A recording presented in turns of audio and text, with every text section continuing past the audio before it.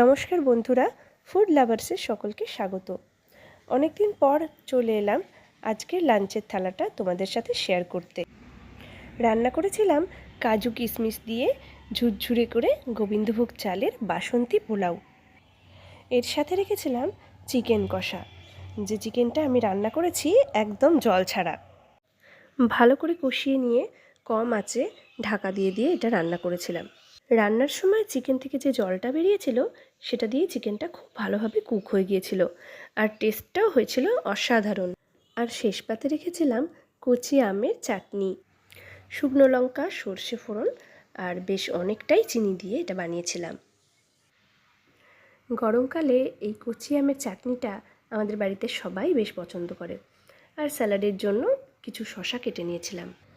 তো সব মিলিয়ে আমার আজকের লাঞ্চের মেনুটা তোমাদের কেমন লাগলো একটা ছোট্ট কমেন্ট করে জানিয়ে দিও।